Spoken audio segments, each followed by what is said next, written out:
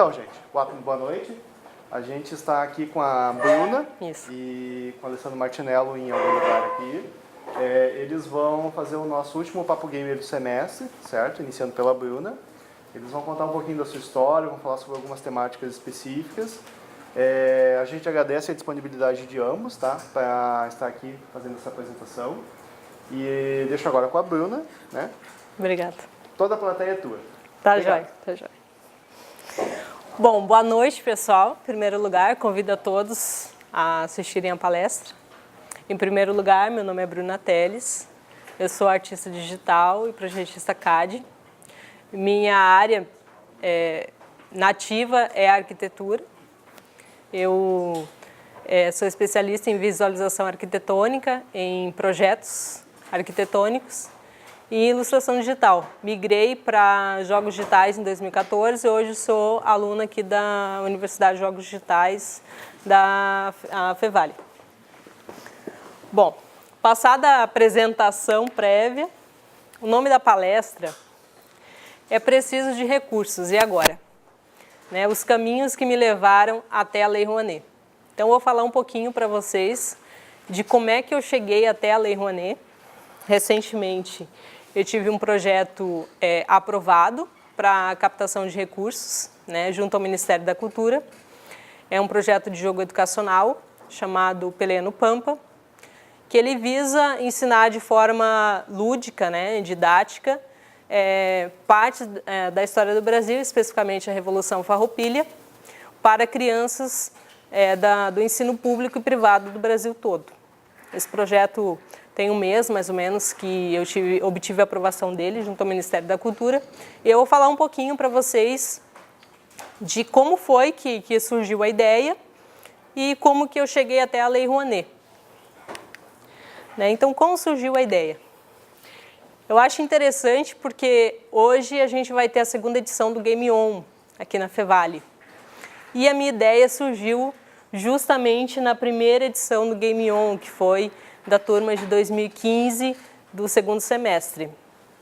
O Game On é um evento, como vocês sabem, que é para apresentar os projetos dos alunos que foram desenvolvidos ao longo do semestre. E a gente tem um feedback dos visitantes externos da Fevale. Entre esses visitantes, alguns empresários da indústria de jogos que dão um feedback, umas dicas, alguns puxões de orelha. E um dos feedbacks que me deram é que o jogo que a gente estava desenvolvendo, o Projeto 3, tinha o potencial de ser um jogo educacional. Era um projeto também que falava sobre a Revolução Farroupilha, mas era um projeto mais voltado para o entretenimento. E aí me disseram, olha, esse jogo tem um potencial para se tornar um jogo educacional. Já pensou nisso?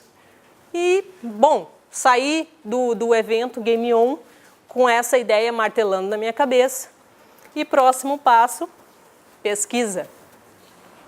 Então, assim, começou as minhas férias, dezembro, janeiro, fevereiro. Eu me dediquei todo esse tempo para pesquisa. E aí eu fui ver o que era um jogo educacional, os potenciais de um jogo educacional, como que está o cenário mercadológico do jogo educacional na indústria brasileira e também internacional. Então, fui ver que o jogo, usado simplesmente como ferramenta, ele já tem um potencial de motivação, autodomínio, autoconfiança do indivíduo. São aspectos que ele desenvolve jogando, pelo simples fato de jogar um jogo. Desejo de aprender, controle cognitivo, habilidade espacial. E aliado isso a um jogo educacional, como ferramenta educacional, então isso desperta no indivíduo a perseverança, tomadas de decisões, antecipação e estratégia, o desejo de continuar aprendendo, entendimento de regras, em contraponto com a educação tradicional. O indivíduo ele aprende só pelo simples fato de passar na prova. E já com o jogo não. Se você alia o jogo a uma ferramenta educacional, o cara ele quer continuar jogando porque ele quer evoluir no jogo, não é só para passar na prova. Então, é uma grande ferramenta e que tem, sim, uma utilidade enorme dentro da educação. Então, vendo o potencial disso nas minhas pesquisas, aí eu também encontrei algumas matérias, né? Aqui 10 tecnologias, 10 tendências da tecnologia na educação. Eu pensei aqui somente 3. Agregar valor ao trabalho do professor ao invés de substituí-lo. Muitas ideias de jogos educacionais vêm com a proposta de substituir o professor. E essa ideia é equivocada. O professor jamais vai ser substituído, né? O que a gente tem que pensar são em ferramentas que agreguem, né, ao professor. Pensar em novas formas de avaliar os alunos, usar os games a favor do aprendizado. Então, com base no produto que eu já tinha, né, que era um game para falar sobre a Revolução Farroupilha, eu comecei a enquadrar isso dentro dessas ideias, dentro dessas propostas. Então pensei, pô, eu posso ter um jogo que eu vou ensinar sobre a Revolução Farroupilha, o cara vai jogar e ele vai entender sobre a Revolução Farroupilha dentro do jogo. E o professor pode desenvolver em cima disso, né, exercícios. Ah, tu jogou, né, o jogo lá, o Pelé no Pampa, e o que tu aprendeu do jogo? Ele vai responder questões em cima do que ele jogou.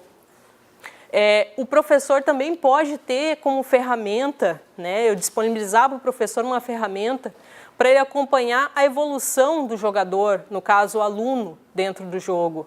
O professor vai ter, a Mariazinha está evoluindo mais que o Joãozinho, lá dentro da fase tal. Então, o professor também tem o feedback do aluno que está evoluindo mais, do que está compreendendo mais. Então, isso é aliar evolução do aluno dentro da sala de aula, conteúdo didático com jogo. Não é só simplesmente jogar o jogo lá e achar que tu pode substituir o professor. Então, eu comecei em cima dessas pesquisas, a evoluir o meu produto. Meu produto começou a ficar lapidado. Aqui tem um outro jogo para escolas públicas do Rio Grande do Sul e Santa Catarina, estimula o engajamento de professores e alunos. Tem um projeto bem legal, que depois, quando terminar a palestra, a gente pode falar mais sobre, porque senão vai ficar grande demais a palestra. Tem um projeto bem legal rolando no Sul, um jogo educacional. Né? E aí, beleza, agora eu tenho um produto. Mas aí agora eu preciso colocar esse produto no mercado. E aí? Preciso de recursos, e agora? Estudando formas de incentivo e fomento dos jogos no mercado nacional, eu encontrei a Lei Rouanet. A Lei Rouanet é uma lei que foi criada no governo Collor, né, em 91. Ela é uma lei de incentivo à cultura, né, fomento à cultura brasileira. Ela ficou conhecida como Lei Rouanet. E em 2011 teve uma portaria que acrescentou os jogos digitais nessa parada. Beleza. Inclusive aqui a gente tem o Alessandro Martinello, que foi o primeiro beneficiado pela essa lei. Mas aí primeiro, para eu poder apresentar uma proposta, eu preciso entender o que é cultura, né? Eu tenho um produto, eu tenho a Lei Rouanet, que pode me ajudar. Mas o meu produto se enquadra dentro da Lei Rouanet? Ele é um produto cultural? Então, assim, pesquisando, cultura são hábitos, tradições, são ideias, são manifestações, é arte, são comportamentos. Tudo que o ser humano produz, que não está na natureza, que o ser humano produz, ele pode ser considerado como cultura. Só que aí tem uma parte que provém da industrialização, né, que alguns produtos manufaturados foram agregados valor, e aí eles foram, digamos assim, excluídos da cultura porque justamente foram agregados valor e são industrializados, e outros produtos que o ser humano produz, mas que para a indústria não tem valor, são considerados cultura, que é um bem imaterial. A dança, a tradição, a arte, um quadro, ele não tem um valor específico para a indústria, mas tem um valor para nós, seres humanos, né? Um valor sentimental, um valor, às vezes, daquela região que a gente nasceu. Aquilo dali, a gente agregou um valor para aquilo dali. E isso vai de pessoa para pessoa. Por isso que chama cultura. Então, isso é cultura. Eu pensei, epa, peraí. Então, eu tenho um produto que ele fala sobre a Revolução Farroupilha. Por si só, eu estou falando de tradição. Então, eu estou falando de cultura. Eu estou falando de hábitos, das manifestações que houveram naquele período, da forma como as pessoas pensavam, como as pessoas agiam, como as pessoas se vestiam, da forma como elas viviam. Então, é cultura o produto que eu tenho. Então, a dica que eu dou para o produto de vocês, se vocês querem saber se é cultura, analisem esses aspectos. Procurem achar o que tem de cultura ali no projeto de vocês. E a cultura, ela é muito abstrata. Então, às vezes, você só tem que parar um pouquinho para prestar atenção no produto de vocês, mas provavelmente tem cultura inserida. Por que a gente incentiva a cultura, né? Então, beleza, eu tenho um projeto cultural, ele faz parte da cultura. Por que alguém incentivaria o meu projeto? Ele desenvolve a economia criativa, como aqui no Rio Grande do Sul a gente tem a APL, da indústria criativa, que vocês devem procurar saber um pouquinho mais, que a ADJogos está desenvolvendo, né, essa APL. Né? Tem todo um fomento em cima disso aqui no Rio Grande do Sul. Então, desenvolve a economia criativa, desenvolve a cultura em si, modifica hábitos. Como modifica hábitos? Por exemplo, você pode ter uma situação que numa região, determinadas pessoas daquela região ou são muito homofóbicas ou são misóginas. Com o produto cultural de vocês, vocês podem modificar hábitos daquela região. Vocês podem fazer com que aquelas pessoas, por exemplo, respeitem mais as mulheres, respeitem mais os negros, a cultura afrodescendente. Então, dessa forma, a cultura ela pode modificar hábitos, dependendo do produto que vocês têm. Ela resgata tradições, ela estimula talentos. Né? Aqui na sala a gente tem muitos talentos e que estão precisando de um incentivo. Se você tem um produto cultural, né, um dos motivos para os empresários e para as outras pessoas incentivarem a cultura é para isso, incentivar jovens como nós a desenvolvermos produtos assim, que vão modificar hábitos, que vão resgatar tradições e gerar conhecimento. Então, esses são um dos motivos. Beleza, agora eu tenho um produto cultural, eu sei que ele é cultura, eu sei que ele tem potencial, né, porque é da área educacional. Meu próximo passo foi ir para o Sistema de Apoio e Incentivo à Cultura. Quem não conhece, é um sistema do governo que lá tu se cadastra como produtor cultural, é muito simples o cadastro, tu coloca lá o teu CPF, teu e-mail, tu faz um cadastro, a partir daquele momento tu passa a ser um produtor cultural. Nesse site é onde você vai inscrever a tua proposta cultural. Quem pode apresentar projetos? Qualquer pessoa, seja física ou jurídica, pode apresentar um projeto cultural. Né? Desde que você seja um produtor cultural, ou seja, você é capaz de desenvolver aquele produto, né? Você é um artista, você é um desenvolvedor de jogos, você é um dançarino, enfim, você é um cantor, você é capaz de desenvolver aquele produto ao qual você está propondo. Então, você está apto a inscrever a tua proposta aqui no site. Outra etapa do site, né, antes de você inscrever o projeto, é que o seu projeto ele deve estar formatado conforme as regras, as normas da Lei Rouanet. Como que é essa formatação? O teu projeto, né, ele deve ter um resumo, que é a síntese, deve ter objetivos claros, o que tu pretende com o teu projeto, né? Aonde que você quer chegar, o que você vai executar exatamente, a justificativa. Aí essa justificativa, eu, por exemplo, no meu projeto, eu busquei um embasamento em teses de doutorado que exemplificavam, que explicavam e justificavam o uso dos jogos no ensino da história. Foi assim que eu embasei a minha justificativa. A acessibilidade.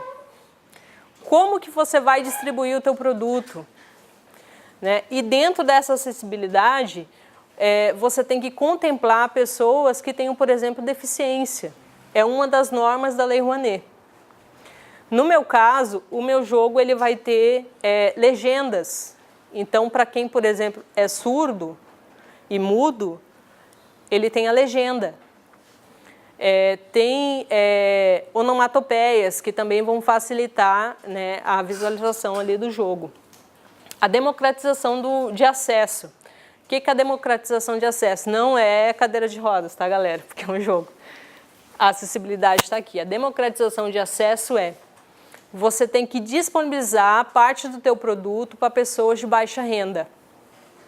Então, mesmo que seja um show da Cláudia Leite, X ingressos devem ser dados free ou um custo baixíssimo para que pessoas de baixa renda tenham acesso a esse produto cultural.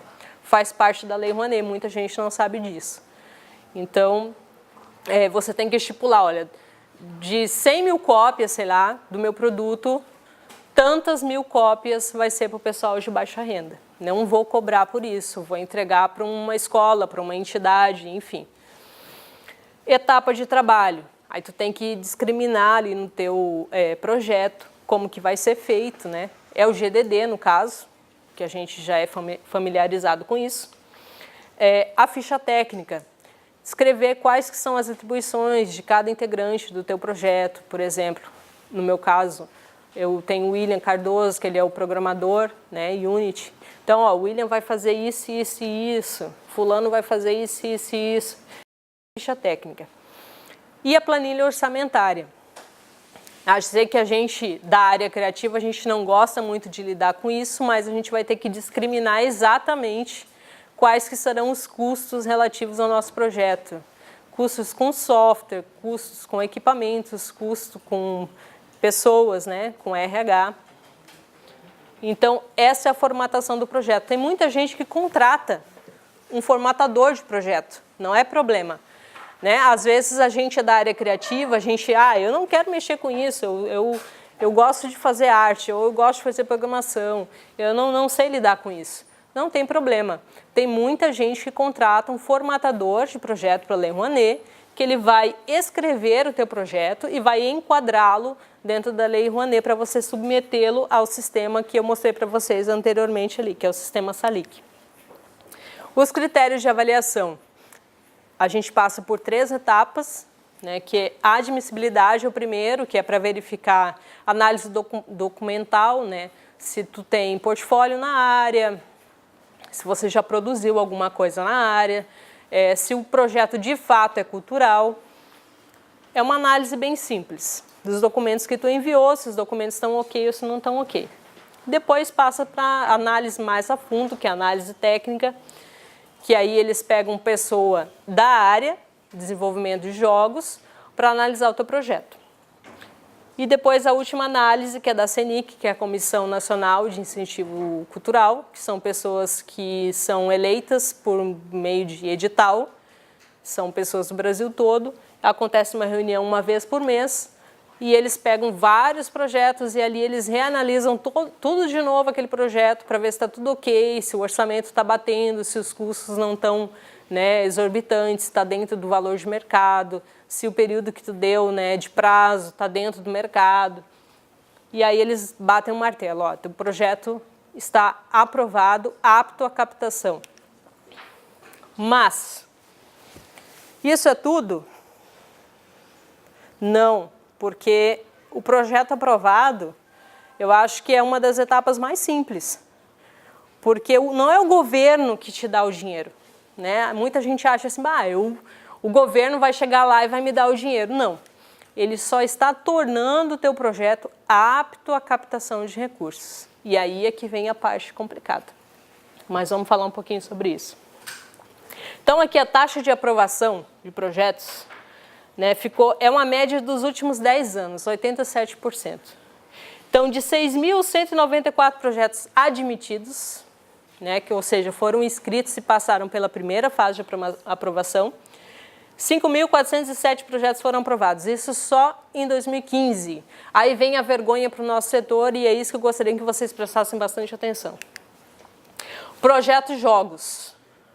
De 2013 a janeiro de 2016, na pesquisa que eu fiz, somente 14 projetos foram inscritos desde 2013 a janeiro de 2016. Então, olha, voltando, em 2015, somente em 2015, 6.194 projetos. E nós, da área de jogos, em anos, somente 14 projetos foram inscritos. Isso é uma vergonha para nós, porque pessoas batalharam para que jogos eletrônicos passassem a fazer parte da Lei Rouanet e somente 14 projetos foram inscritos. Antes de 2013 não teve nenhum. Não teve. 12 projetos foram aprovados, desses 14. 2 foram indeferidos, sendo que um deles, eu soube agora recentemente, que eles entraram com recurso e o projeto foi aprovado. Então, foram 13 projetos aprovados, na verdade, de 14. É uma taxa bem grande de aprovação. Aí entra a parte, beleza, mas se é aprovado é ok, o difícil é a captação de recursos. De fato, a captação de recursos é difícil. Então, vamos falar um pouquinho sobre ela. Quem pode apoiar? Qualquer pessoa, sendo pessoa física ou pessoa jurídica. Pessoa jurídica, aqui tem declaração com base no lucro real, ela pode destinar a projetos culturais até 4% do imposto devido. Pessoas físicas pagadoras do imposto de renda, modelo completo, até 6% do imposto devido. Faixa de renúncia. Aí entra uma normazinha meio chatinha da Lei Rouanet que eles estão querendo rever desde 2010, se eu não me engano. Que o teu projeto, quando ele é aprovado, ele pode ser enquadrado ou pelo artigo 18 ou pelo artigo 26. Tá? O artigo 18, ele dá 100% de renúncia. O que significa isso? Quando o projeto, o empresário, ele vai doar para o teu projeto, né, porque a renúncia fiscal é o seguinte, o governo, esse dinheiro não está saindo dos cofres públicos, ele não está saindo, não tem lá a União, aquele dinheiro está lá e a União está liberando esse dinheiro para você, não. Esse dinheiro ele ainda vai ser captado. De que forma? Os empresários todos os anos e as pessoas físicas que declaram imposto de renda, todo ano ela tem que fazer a declaração do imposto de renda e ela tem que pagar o imposto dela. O que o governo faz? Por isso chama renúncia. O governo renuncia a esse imposto. Olha, eu não quero esse imposto, não vou receber esse imposto. Ao invés de você pagar esse imposto para mim, governo, você vai repassar esse imposto para um projeto cultural. Quando um projeto ele é enquadrado no artigo 18, e são alguns segmentos somente que são enquadrados nesse artigo, aquele imposto que o cara pagou, o João, ele tem R$100 para pagar de imposto. Aí chegou lá o Will e quis, olha eu tenho um projeto de jogo aqui, em vez de tu pagar esses R$100 para o governo, coloca esses R$100 aqui no meu projeto. Aí o vai lá e paga os R$100 no projeto. Na hora de pagar o imposto de renda, o Will diz, olha, esse imposto de R$100, ao invés de pagar aqui para você, governo, eu destinei aqui para o João. Aí o governo diz, beleza, 100% desse valor está abatido do teu imposto. Em vez de tu pagar R$100, aqueles R$100 que tu pagou para o Will já deixou as contas quites aqui com o governo. É 100% do abatimento. Quais são os projetos que entram dentro dessa faixa de renúncia? Artes cênicas, livros, música erudita e instrumental e projetos de restauração do patrimônio. São esses os projetos. Então, assim, não vem dizer para mim que show de Cláudia Leite é 100%, que não é. É somente música erudita e instrumental, livros, enfim, artes cênicas que entram dentro dessa faixa de renúncia. A outra faixa de renúncia é o artigo 26, que aí entra nós dos jogos eletrônicos, que é a pessoa física que fazer a doação na hora dela fazer o abatimento lá no imposto, o governo vai dizer não. Do que tu pagou, somente 80% está abatido, para a pessoa jurídica 40%, isso quando é doação, e quando for patrocínio, 60%, 30%. Qual que é a diferença doação-patrocínio? A gente olha isso daí e fala, pô, então o cara está pagando. Não, ele não está pagando. Doação é quando o cara ele faz o repasse para ti, o empresário, e ele não quer que o nome dele seja divulgado no teu projeto. Isso é doação. Quando ele quer que o nome dele seja divulgado, então, em contrapartida, ele está tendo a visibilidade da marca dele. Isso entra como patrocínio. Por isso que a faixa de renúncia é menor. Então, o governo deixa ele abater menos, porque em contrapartida ele está tendo a visibilidade da marca dele. Em nenhuma hipótese o empresário paga. Nenhuma hipótese ele perde dinheiro. A diferença é que, ao invés dele pagar para o governo, 40% do imposto dele está indo para o teu projeto. No caso de pessoa física, 80% está indo para o teu projeto.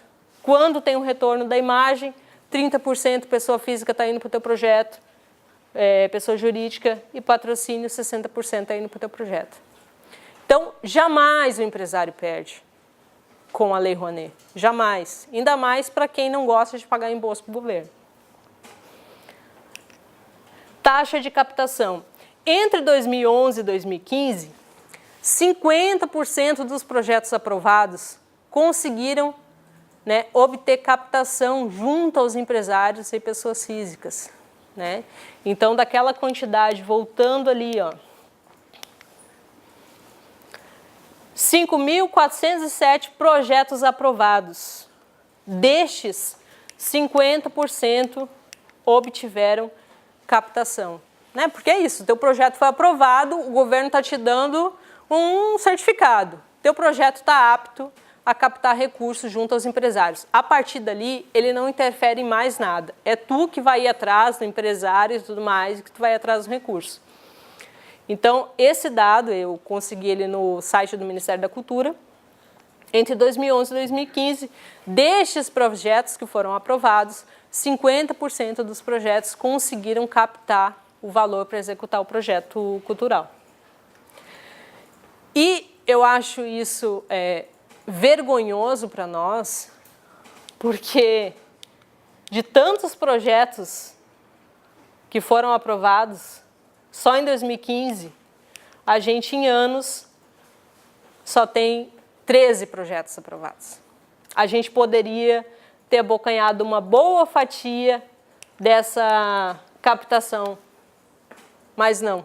Por quê? Por medo. Medo desconhecido, de ir atrás. E a gente tem potencial para isso. Outro potencial. 10 milhões de brasileiros fazem a declaração de imposto de renda no modelo completo. Considerando a faixa de renúncia de 6%, que é para a pessoa física, a gente tem um potencial de 4 bilhões de reais por ano que a gente poderia conseguir com pessoas físicas. Porque a gente só está com pensamento na pessoa jurídica. Mas a gente já tem uma movimentação no nosso cluster de economia criativa, nos eventos que ocorrem, no contato que a gente tem com usuários, com clientes ou com empresários. A gente poderia muito bem fazer uma propaganda, um marketing forte em cima, para conseguir mobilizar essas pessoas físicas. Porque a pessoa jurídica já tem um monte de captador em cima. E a pessoa jurídica, a pessoa física, ninguém está em cima. A gente poderia fazer um marketing forte, uma movimentação em cima dessas pessoas. E esse potencial são de 4 bilhões de reais de arrecadação, que essas pessoas não destinam para nenhum projeto cultural e que a gente poderia tá fazendo esse apelo aí em cima. São 3 vezes mais o valor que é destinado à cultura todo ano. Então, é um potencial que a gente tem, um mercado que a gente tem. E aí, agora, voltando para o meu projeto, o projeto que eu coloquei lá e que foi aprovado, ele entrou no modelo, ele foi aprovado por preservar os bens materiais e imateriais do patrimônio cultural e histórico brasileiro, que é preservar resgatar e preservar tradições.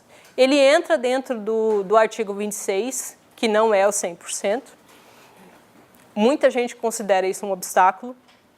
Eu não considero, porque tudo depende da forma que tu vende o teu projeto, a tua proposta para o empresário. Né? Eu sei que agora tem um longo caminho pela frente, que é a da captação de recursos, porque, né, obviamente, eu só obtive autorização para captar, mas ainda tenho que captar. Eu tenho até dezembro para fazer essa captação. Agora eu não posso falar o nome da empresa, mas, por motivos éticos e tal, porque a gente ainda está fechando. Mas até o dia 11 eu vou ter uma resposta. Tem uma empresa de porte internacional que pode me dar o incentivo de todo o valor. Né? Já tenho, dentro de 3 etapas dessa empresa de porte internacional, já tive aprovação em 2 etapas. Então, dia 11 eu vou ter a martelada. Eu estou falando porque, para mim, é praticamente 100% certeza assim, que eu vou ter um ok. Né? O meu projeto, pela lei da visibilidade, todos vocês podem acessar, não só o meu, mas como qualquer outro projeto cultural. Está aí o número do meu PRONAC, meu proponente Bruna Teles, e o valor aprovado, R$ 641.559, que foi o projeto. Que, se tudo der certo, em 1 ano e meio, dedicado ao desenvolvimento, né, do projeto, a gente vai concluir ele, que são 10 meses de produção e depois refinamento, e a gente conclui em 1 ano e meio de produção. E eu estou montando a equipe Cacique Digital, que é a equipe que vai ser a desenvolvedora desse projeto. No momento a gente já conta com alguns integrantes, né, que é o William Cardoso, o João Vitor, o Vitor Simões, são todos aqui do curso de jogos. O único que não é o Rafael Bertolucci, que é lá de Gramado, que ele vai cuidar da parte de desenvolvimento de site, né, interação, jogo, usuário.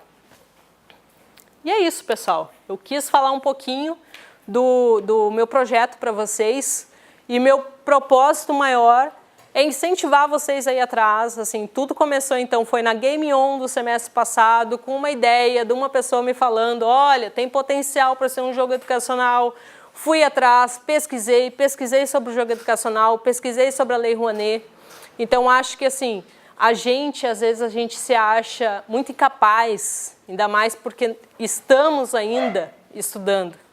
Mas não, a gente está no momento certo, ideal. Aqui a gente tem um aporte dos professores, às vezes a gente fica com uma dúvida, o professor vai lá e dá uma dica. Na hora que eu estava escrevendo mesmo o projeto, pedi dica de um professor daqui, um professor dali. Tá, como é que eu posso escrever, como é que eu posso pesquisar? Então a gente está no celeiro, no lugar certo. Então só basta a gente ir atrás e aproveitar as oportunidades. E se alguém tem alguma pergunta, por favor, estou à disposição.